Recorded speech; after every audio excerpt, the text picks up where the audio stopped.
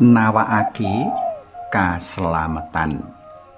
Panglimbang 5 menit dina Senin Pahing tanggal 5 Januari taun 2026 kapethik saka Injil Matius bab 4 ayat 12 tekan ayat 17 katerusake ayat 23 tekan ayat 25. Sadawaning dalan tumuju pesisir ing sawijining papan rekreasi, pepak dikebaki maneka warna wong dodolan.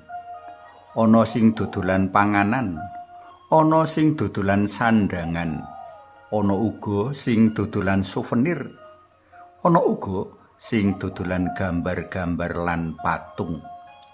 Suarane sing dodol pating ceraek padha nawakake dagangane. Ing pojok-pojok dalan katon omah kaca kang tutupan.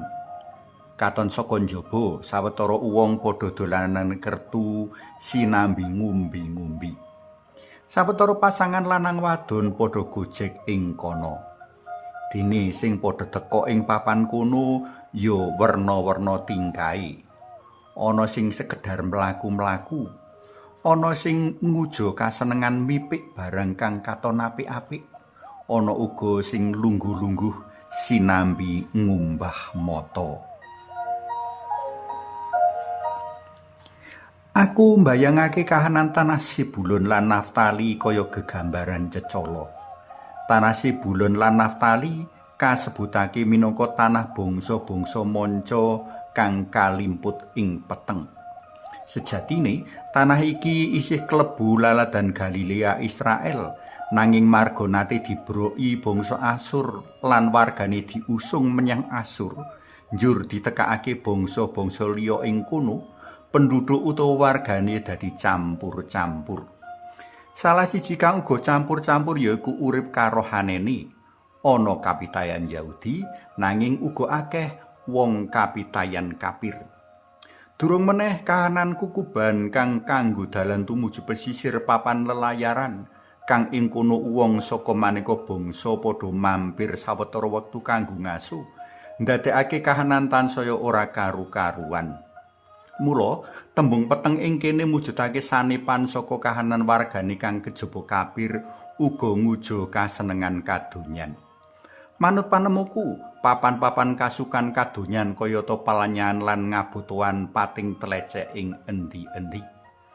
Ing tanah kang kahanane kaya mengkene iki, Gusti Yesus miwiti karya dalem.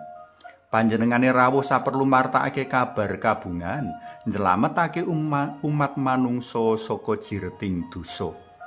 Laras karo kahanan Zebulun lan Naftali, Gusti Yesus ngelingake bebayane urip jroning dosa sarta nguwuhake tindak pamartobat.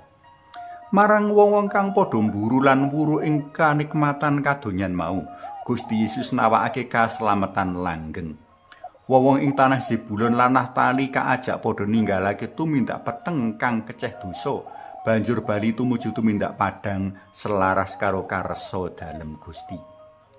Amung kanthi cara mengkono, wong-wong bakal padha nampa kaslametan. Gusti Yesus uga ngajak sarta nyontoni wong-wong tanah Zebulun lan Naftali kanggo padha metu saka kungkungan sikap egois, banjur tumindak becik ngentengake sangganing pepadha. Pros tresna pelem kinasih ing satengahing kemajuan jaman kang ora sarwa becik, sarwa nawakake godha lan iming-iming, para pendherek dalem Gusti kaajak padha martobat. Para pendherek dalem Gusti kaajak eling meneh marang ancas lan tujuan urip sakawit minangka pangrasuk kekatolikan. Martobat tegese ninggalake tumindak kang cengkah karo kersa dalem Gusti sarta bali nuhuni pakon lan piwulang dalem Gusti. Suawi sami munjuk, kunjungasmu dalam yang Rama Yang Putra Tuwin Yang Roh Suci. Amin.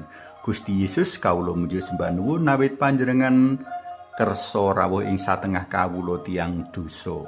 Kawula sadar bilih kanthi rawuh paduka timbul trontong-trontong kaslametan ing satengahing margi tumuju pecah langgeng. Mugi Yang Rama Yang Putra Tuwin Yang Roh Suci Kados mula buka sakmenika sarta salami-laminipun. Amin. Kunjungas dalam yang Rama, so yang Putra duwin yang Roh Suci. Amin.